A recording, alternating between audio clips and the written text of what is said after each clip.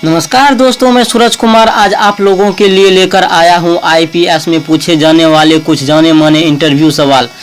आप अपने घर में रोज़ कोई ना कोई काम करते होंगे।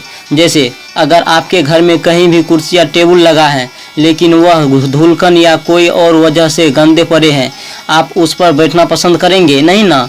आप उस पर बैठने से पहले किसी चीज़ या तौलिया से साफ करेंगे, उसके बाद बैठेंगे।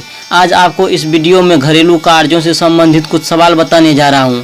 आप अभी देख रहे हैं एलबीएस चैनल, लेकिन आप जो भी वीडियो देख रहे हैं उसके नीचे रेड कलर में सब्सक्राइब लिखा है, उसे दबाकर उजला बना दीजिए ताकि आप हमारे चैनल के साथ जुड़ सके। तो आइए चलते हैं सवाल की ओर। एक लड़के को इंटरव्यू कक्ष में बुलाया गया। सामने एक कुर्सी खाली पड़ी थी, उस पर थोड़ी थोड़ी धूल जमी थी। लड़के को उस पर बैठने को कहा गया। लड़का तुरंत जाकर उस कुर्सी पर बैठ गया। इसी प्रकार कुछ लड़के को यही सवाल कहा गया। लड़के उस सवाल का जवाब पहले लड़के के जैसा फॉलो किया, लेकिन एक लड़का ऐसा आया जिसने अपने ब्रेन का यूज किया।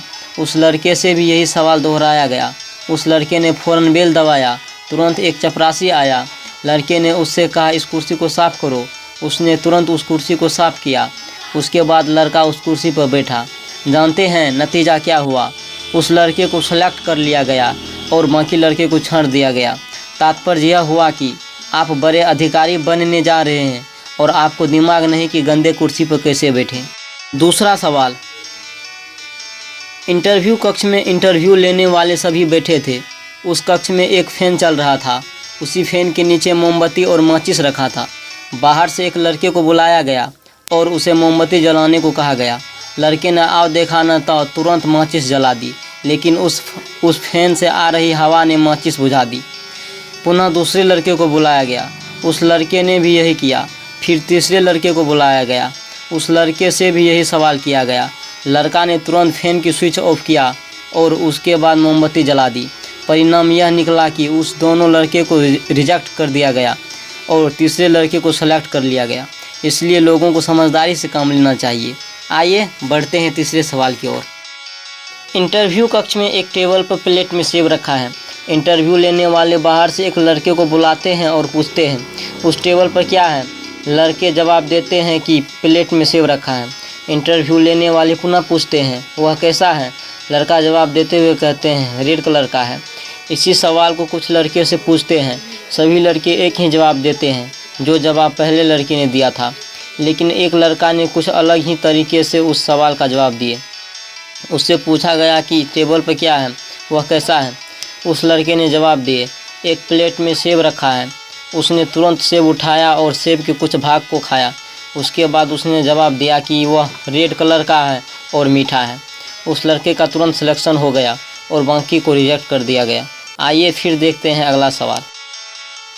इंटरव्यू कक्ष के गेट पर एक मूर्ख व्यक्ति को इसलिए खड़ा किया गया ताकि जो भी लड़के इंटरव्यू देने के लिए अंदर जाते उसको उस मूर्ख व्यक्ति थप्पड़ मारता। उसके बाद इंटरव्यू कक्ष में जाता। 4 से 6 लड़के थप्पड़ खाकर अंदर गए, लेकिन एक लड़का थोड़ा मोडियल टाइप का था। वह ज्यों ही गेट के अंदर प्रवेश किया, उस मूर्ख व्यक्ति ने उस लड़के के गाल में एक थप्पड़ जड़ दिया। लड़के गुस्से में आकर उस व्यक्ति को बहुत पीटा।